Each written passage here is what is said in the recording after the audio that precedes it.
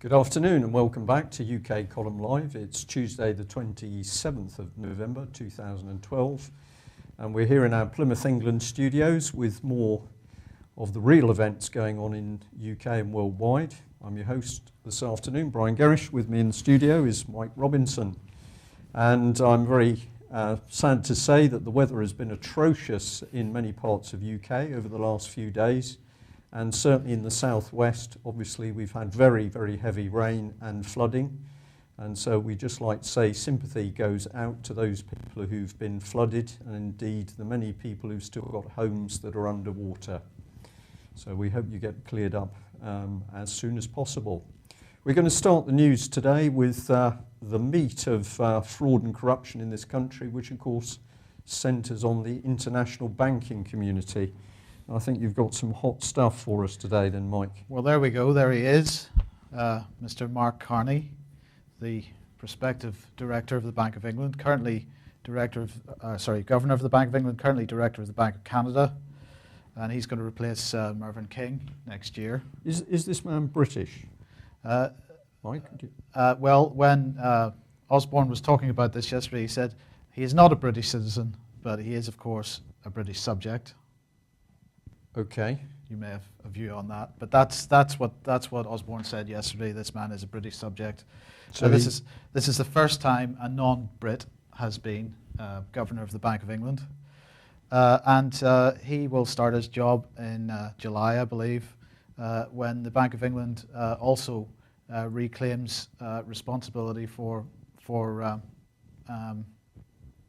regulation of the financial sector. Now, just to give a wee bit of background on this man, he is Goldman Sachs through and through. He worked as a sovereign bond trader for Goldman Sachs, and it was while he was doing that that he was also messing about with the Russian economy in 1998. So he was, while he was at Goldman Sachs, was advising the Russian government on economic policy. Now, does this not seem like a conflict of interest, where you go in and you're a sovereign bond trader, but you advise a nation state on economic policy, and in the meantime you're busy trading against them? Well, there's another aspect as well, because I used to think that the Soviet Union, now of course Russia, was hostile to Britain as a nation state, and this man's working the other side of the line. Now he's jumping back across to come into the Bank of England to work with Britain. Of course, the real enemy here is the international banking cartel that allows this to happen. Right, and he demonstrated that actually in 1998. So while he's advising the Russian government, he's busy crashing the Russian economy as a sovereign bond trader. Incredible, really. So anyway, Goldman Sachs, of course, is central to the sort of banking cartel, one of the central players. They were big in the subprime mortgage crisis, and part of the reason that the whole thing collapsed. So interesting guy. And just to show this, that's the statement from the Bank of England. Nothing particularly exciting in that, other than they're saying what a great thing it is that he's coming to join them. Well, it does say that Her Majesty the Queen has been pleased to approve the appointment of Mark Carney as Governor of the Bank of England. What a pity she didn't discuss this with her subjects at all. Well, perhaps I'm being a bit cynical there. I don't know, but it's funny because we put up Justin Walker's speech from the British Constitution Group conference at the weekend, and that started in the comments on YouTube. That started a bit of a discussion about the Bank of England, and as part of that discussion, I was just checking a couple of facts, and what I was quite interested. I've known about this for quite some time, but I was quite interested that the Bank of England, on their website, when they're discussing their history, discusses the Bank of England Act 1694, and this is the Act of Parliament, which was allegedly the act which created the Bank of England in the first place. And it was interesting to me that it was called, on the Bank of England website, that it was called the Bank of England Act. And this kind of demonstrated to me the sort of disingenuousness of the bank in their own history, because of course it was never called the Bank of England Act. It is an act for granting to their Majesties, and that was William and Mary, of course, several rates and duties upon the tonnage of ships and so on. It was a tonnage act, and snuck in in one of the clauses of the Tonnage Act was the establishment of the Bank of England, and it was about prosecuting a war against France. The Bank of England was established on the Tonnage Act, and the full title is an act. You can see it in the first 4 lines of that, an act for granting. That is the title of the act, and then what happens is that it's given a short title, and it was always traditionally known as the Tonnage Act. But then I looked at the UK legislation website and discovered that it's changed on there as well. It's now known as the Bank of England Act on there as well. And then I look on Wikipedia, and it's definitely used to be, I remember it was called the Tonnage Act in Wikipedia before, and now it's suddenly changed to the Bank of England Act 1694 on Wikipedia. And just to demonstrate that that's a new page, there's the history of that page, and it seems to have been created in July 2012. And when you type Tonnage Act 1694 into Wikipedia's search box, it now redirects through to this page. And just to demonstrate that it was called the Tonnage Act, there is English historical document 1660 to 1714 by Andrew Browning, and the book quite clearly showing that the short title was the Tonnage Act. Yeah. So I find it quite interesting that the Bank of England is continuing to try to legitimize itself by changing history. Is this not Ministry of Information stuff? Well, I think there's a number of things, because if you're right, and I've got to say I think you are right, that the Bank of England is starting to get jittery, that people are beginning to look at it and ask what it actually is. Are these people capable of manipulating information on the internet to try and protect themselves? I think they are. And I think that the work a lot of people have been doing, not just recently, but over many years, to actually shine a light on the creation of the Bank of England and what it's really doing. I think this is coming home. But I'd also say, perhaps we'll be able to find those documents, that some years ago I was seeing documents where British universities were being funded by the European Union to rewrite history. There were no ifs or buts. They were talking about the exciting times of writing European history as it occurred. But of course the only history they were writing was the politically approved history. And we're going to touch on a little bit of this later in the news when we have a look at a very strange little government organisation which seems to be involved in propaganda and manipulation of the truth.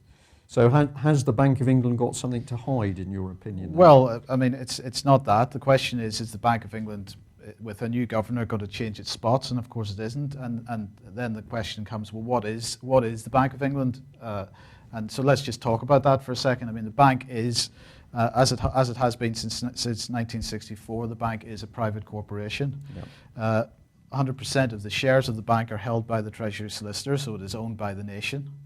But it is still a private corporation, and of course the appointment of this gentleman demonstrates that clearly, because he will not take an oath of office to the Crown. He is working as a private banker. He has been all his career. He will continue to work as a private banker. There's very, very little that we can find out about the, we'll come on to this in a second, about the commercial operation of the bank. And of course we have this little sub-company called Bank of England Nominees, which is very, very interesting little organisation. Yeah. So it's a limited company established in 1977 or so, and it's a nominee company. And what we have here is if I just bring this up, that is the annual report from 2008 of Bank of England Nominees Limited, and what it shows is the names of the directors, and it goes on to show share capital and so on. So it basically has share capital worth £2. That's the minimum requirement. It's a non-trading company, but it's a nominee company. So what is a nominee company? Well, a nominee company is a company formed by a bank or other financial institution to hold and administer securities or other assets as a custodian. A custodian is a registered owner on behalf of an actual owner. So, in other words, Bank of England Nominees is the registered owner of a bunch of assets. It doesn't trade as a company, but it owns a bunch of assets on behalf of the real owners. So that when those assets are traded, they're traded in the name of the nominee company and not in the name of the real owner. Now, it's long been rumoured that many of the Queen's assets are held under the registration of the Bank of England Nominees Limited. But when I tried to find out a number of years ago, I put in a Freedom of Information request and tried to find out who the bank's customers are. They simply refused to comment. And what was interesting was in their refusal, what they say is, moreover, information held by the Bank of England Nominees Limited is not subject to the FOI Act, as it's not a public authority within the meaning of the FOI Act. And that, of course, is why they've done this. So we've got what's notionally a body owned by the state, the Bank of England, which should come under freedom of information. It then creates a subsidiary, a wholly owned subsidiary, which is a limited company, which is not a publicly owned company. And so basically the activities around that legal entity are transparent, are completely opaque. And so I basically asked the bank, if you've got customers other than the nation, which they say, because they say in their reply to me that the bank provides a range of wholesale banking services to central government, central banks, other central banks of other nations, and certain international financial institutions, and to market infrastructures. But they also provide banking services to their staff and to pensioners, to ex-staff that have retired. And they also are clearly, through Bank of England nominees, providing services to other individuals who hold assets, and that includes other heads of state or from other nations. So I said to the bank, look, this is ridiculous. This has to be perceived as a conflict of interest. Are you working in the interests of your wholesale banking customers, or are you working in the interests of the nation? And the reply that I got from Stuart Allen, who's Deputy Secretary of the bank, was, you suggest that there may be a conflict of interest between the bank's mandated role in relation to interest rates and the interests of customers of the bank. That's not quite what I said, but anyway, the bank's decisions on interest rates and other monetary measures are taken within a clear framework of governance and public accountability. They are linked to the meeting of the inflation target set by the government. To the extent that any of the bank's customers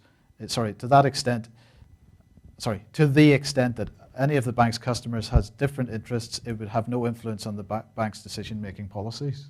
Right, so he's saying that the framework in which they operate is clear. That's what he's saying, but earlier in the same letter he says, this is because, he's giving me 20,000 different exclusions within the Freedom of Information Act for the bank's commercial activities. Right, so it's only clear to people who are in the club. Correct. Basically, is what we're talking about. Well, perhaps UK Column Live should be inviting people to write into the Bank of England, and also to your MPs, of course, to ask them the simple question, who is the Bank of England working for? Because the indications at the moment are, now that we've got a foreign national coming in to take a prime seat, and we don't know who owns the assets, it's becoming more and more clear that this organisation is not working for Britain as a nation state, which is probably why we've got no money and can't afford education and the National Health Service. Right. So just to close this particular item off, then, I mean, one of the comments that I would make about a lot of the discussion about the Bank of England on the internet has been about ownership and shareholders. Who are the shareholders? The UK government is a shareholder. The people of the UK, through the government, are the only shareholder of the Bank of England, and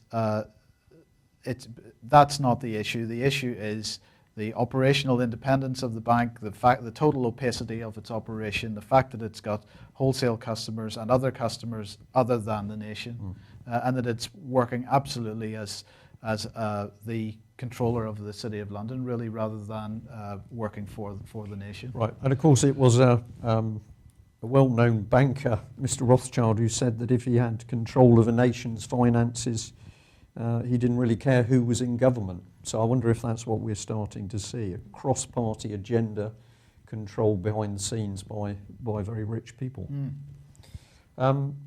You've got a bit here on the Bradbury pound, which we believe is becoming very significant. Well, I just want to direct everybody's attention to the article on the UK Column website and the video from the weekend of the talk that Justin gave at the British Constitution Group event. I think this is very important information, and we want to get it spread as far and wide as possible. Later on today, hopefully, we'll have an ebook version of this on the website for people to download and distribute for free. Please get that spread as widely as possible. Okay, well, we'll open the door and move on. Obviously, if we've got the nation's finances are being controlled behind the scenes, it would be very, very important to have a free press. But obviously, what we've been experiencing over the last few weeks is raising some very interesting questions on that. So we've got Patten at the moment, who's apparently being questioned over the size of the payoff to the former Director General of the BBC, George Entwistle, who received a whacking £450,000 of our money, your money. Well done, you're kind people. And he just had 54 days in his job. I believe that he was only entitled to sort of half that sum. He would have struggled on that, of course. But £450,000 of taxpayers' money simply handed out by Mr. Patten. And at the moment, the BBC licence payers have absolutely no idea what this money has been for. But of course, I would point out that Mr. Patten is a common purpose guru, and of course common purpose has now started to be exposed in the mainstream press as a very dangerous political network which is controlling organisations, and the BBC, as we would remind you, has been one organisation that hasn't actually been prepared to disclose exactly who is common purpose trained. But if we stay on Mr. Patten, he's also quoted that he needs to deal with overpaid pen pushers in the organisation. And I wonder whether it's perhaps a little bit cynical to say that maybe one of the key overpaid pen pushers is Mr. Patten himself, and he needs to be brought fully accountable to the public. But what is certainly true at the moment is that the BBC is not reporting the truth about what's going on in Britain, and indeed the silence at the moment, deafening silence, over the Jimmy Savile paedophile scandal and the BBC's lack of investigative reporting into what's happening around the paedophile accusations against past members of Parliament and indeed some present members of Parliament is beginning to demonstrate this organisation is not working for the general public. Something that has popped up recently, which is of great interest to the staff of the UK column here, is the fact that even government papers like The Guardian are now reporting that UKIP is coming in from the cold. And what they're pointing out is that having been written off as a party of fruitcakes, loonies and closet racists, they're asking the question as to why UKIP is suddenly becoming a political force to contend with. Now, what's very interesting about this is that there is this sudden interest in the press about UKIP, and indeed we're now starting to see picture after picture of UKIP leader Nigel Farage. The Express here has been continuing the story, and they're pointing out that at the moment the Conservatives are trying desperately hard to come alongside UKIP because people in the Conservative Party are warning that UKIP is holding the balance of votes in a large number of constituencies. So what is interesting is we're not seeing the Tory party reacting on what is good, open, honest policy for the nation. What we see them starting to do is to see what dirty backstreet deals they can do in order to stay in power. And they're prepared to go 180 degrees. A few years ago, this was a fruitcake party, and now here are the Tories saying that we should get involved. But there's some twists here. So the Mirror's picked up on the fact that this very interesting gentleman pictured, Michael Fabricant, Conservative Member of Parliament for Lichfield, has got into the debate by saying that, yeah, he admits that some members of UKIP are closet racists, but he's also then said, well, I think we've got a few in the Tory party.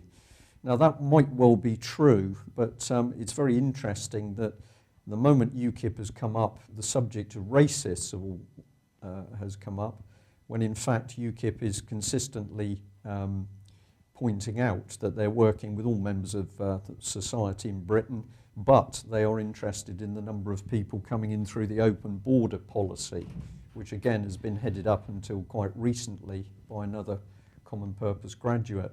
I'm just going to stick with this story and try and take you through what we think is happening at the moment. But another part of the UKIP saga is the fact that recently Rotherham Council have taken away children from foster parents on the basis that they were supporters of UKIP and therefore that they were racist. This has caused quite a furore in the press and has got many of the UKIP supporters up in arms. Very serious connotations. It would appear that Rotherham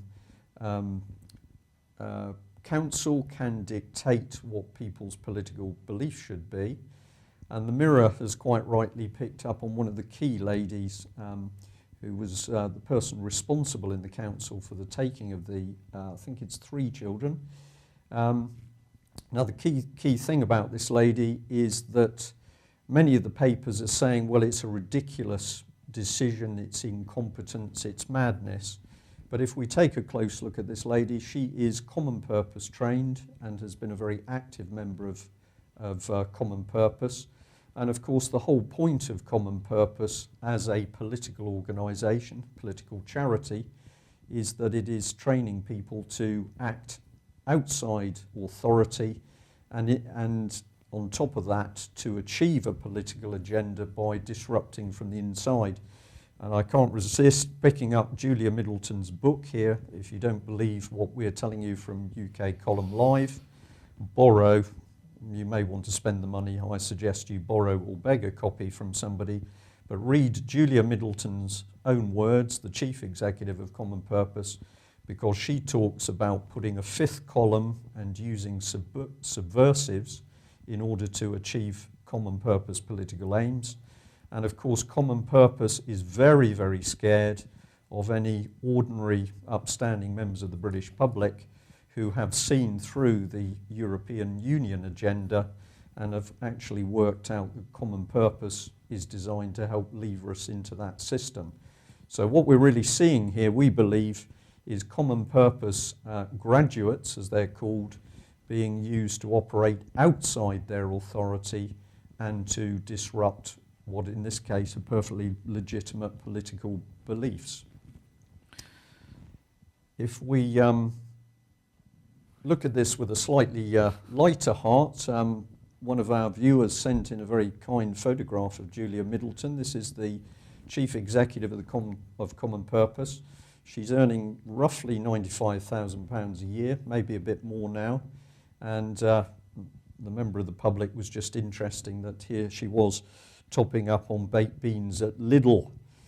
Now, if we add a bit to this, behind the scenes, this world leadership charity that is not only trying to sort out politics and society in Britain, but's now also moved into India and even Libya, war-torn Libya, for example.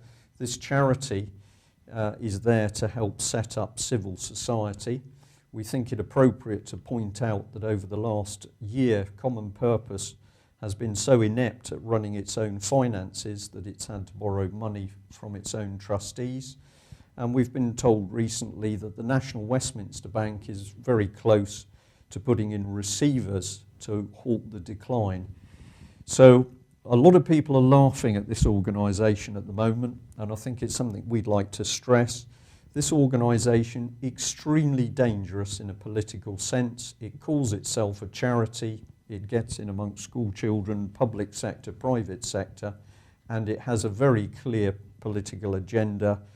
And part of that has now come out in the public domain in Rotherham, that Common Purpose graduates will act outside their authority to destroy the democratic process. Why do you think all mention of Common Purpose seems to have dropped straight back out the bottom of the media again? Well, It's a very good point, Mike, and a number of people have brought this up with us. Has a D notice been put in place, I think, is one of the questions. So we saw a week and a bit ago a very detailed exposure of Common Purpose and the effect that Common Purpose had had in manipulating the Leveson inquiry. So it was reported in the Mail, it was reported in the Sunday Times, the Telegraph, the Mirror and the Sun. And all of a sudden we've now got a total silence. Nothing is mentioned on Common Purpose. Nothing is appearing on the mainstream media, nothing in the mainstream press. So I wonder whether a D notice has been in place in order to try and close down this exposure. It seems incredible that it's just total silence, and the words Common Purpose, even with uncapitalized letters, just isn't being used. Well, my personal view on this would be that if we can get mainstream political parties and their supporters, ordinary people, to understand the immense danger of an organisation like Common Purpose, there are other variants of it. This is not just about a hidden network, this is about an organisation that is using very sophisticated training techniques to reframe people into a different belief system. And we've known for many years now that some people who've been involved with Common Purpose for a long time are suffering problems in their jobs, in their relationships, as a result of getting involved. So listeners and viewers who haven't come across this organisation, we'd suggest you really start to dig into it and look at it from the point of view of controlling people's belief systems. We just put up one slide. We've done this before. This was out of the Sunday Telegraph, but it provided a very clear overview how senior Common Purpose trustee David Bell and Julia Middleton had set up the Media Standards Trust and the Hacked Off campaign. So they'd pressurised for something to be done with the press, and then they put their own Common Purpose graduates in front of Lord Leveson, clearly to influence and bias the inquiry. We'll just take a little bit more time on Lord Leveson because he's hitting the press in quite a big way at the moment. Obviously everybody's on tenterhooks for the report, which will be launched on Thursday. But here is the Independent now questioning whether Lord Leveson is to be appointed Lord Chief Justice. And I'm afraid that, well, I'm not afraid at all, actually. I'm delighted to say that UK Column Live questions whether this is Leveson's reward for producing a report which many believe will be absolutely for gagging the press. So he's going to be rewarded possibly with being appointed Lord Chief Justice. So we've now got a political regime in Britain where, having gagged the press, we can now start to move people into Ken Clarke's closed court system. This is the Soviet. Christopher Story warned about this in the EU Collective, but what we're seeing is agenda politics run across all three parties.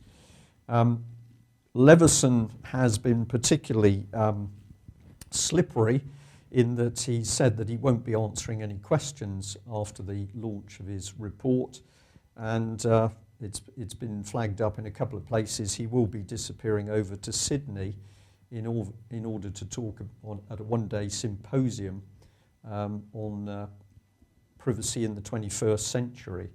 So this man is appointed by Cameron for a very, very important role. We may not agree with the role, but it's certainly important to look into the press in this country.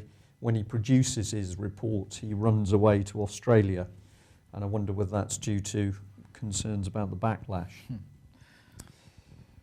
We'll just call up on screen something which only came to our attention at the British Constitution Group conference at the weekend.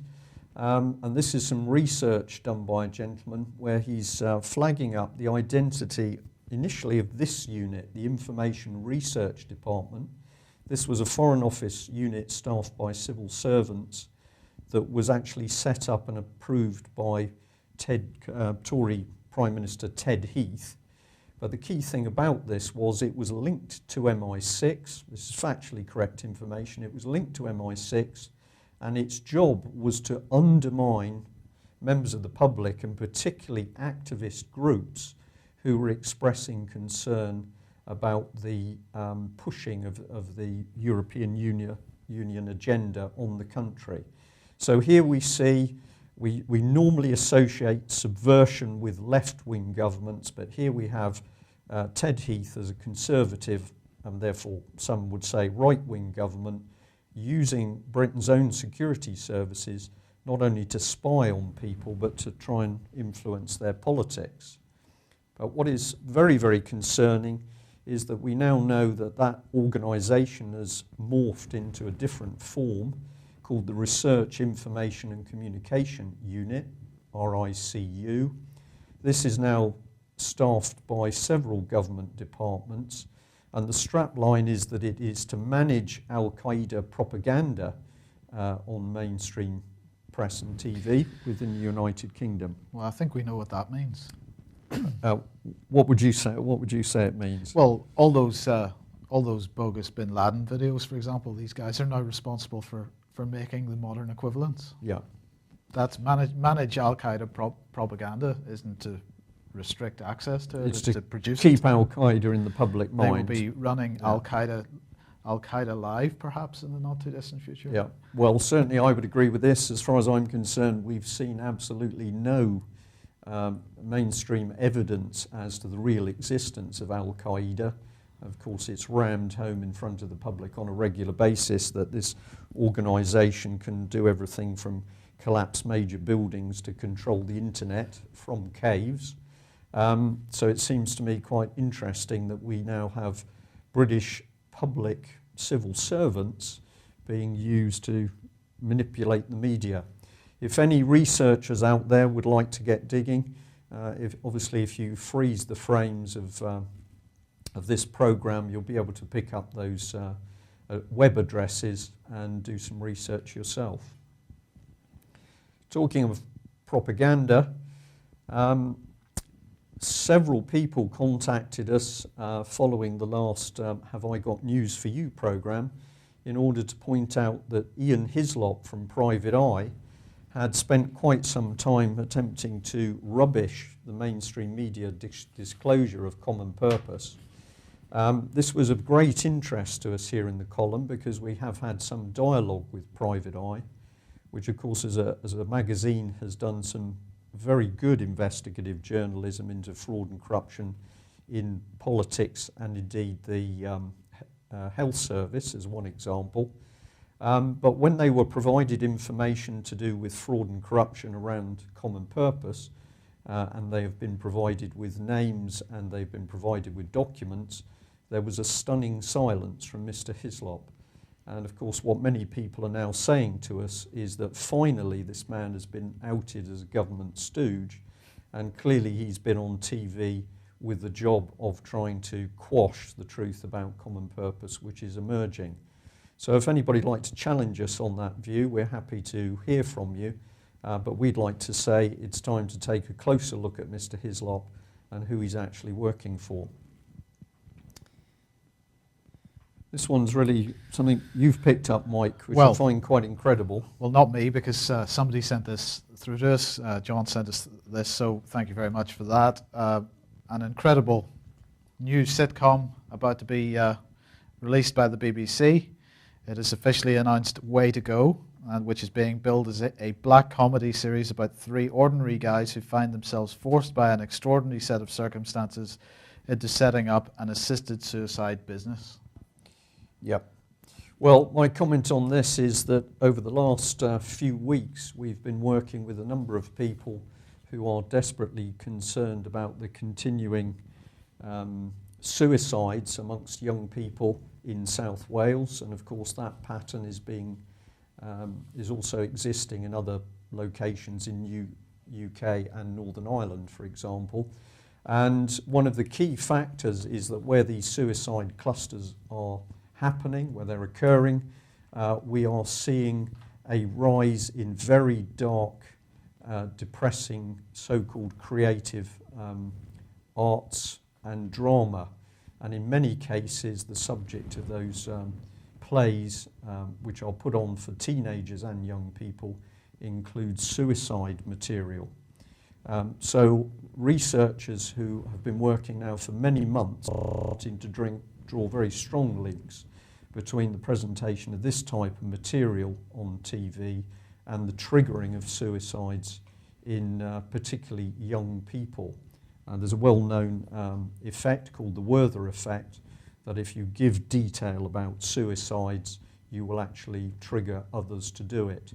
So it's extremely worrying that not only are we seeing mainstream media, BBC, but other major newspapers, and so-called creative arts, National Theatre of Wales being a particularly bad one at the moment, who are pushing forward material which many people now believe is designed to trigger suicides. And that's a very serious...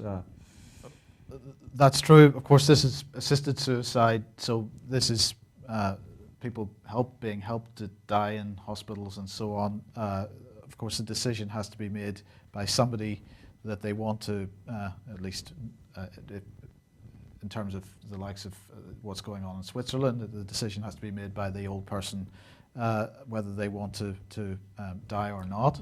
But increasingly in this country, that decision is being taken out of people's hands. And just to read a little more here, it says they're just talking about the sort of the subject matter of the comedy. Along the way, the 20-something mates find love in the strangest ways, fall out with each other, and are touched by some of the people that they come across. But it's their own inadequacies and personal circumstances that most often lead to comedy in the darkest of situations. And that seems to me almost like encouraging the population and the people that are involved in assisted suicide to find it a humorous or a light-hearted subject instead of a very, very serious subject. Right. Yeah. So incredible that this should be considered an appropriate subject for a comedy program. Well, as you know, the amount of research going on from UK column at the moment, but also other people, our view is that there is now a program running throughout this country where organisations are not working to help stop death and suicide, we're actually helping to trigger it. And I believe there's some major research which is going to come to the fore about that in the not too distant future.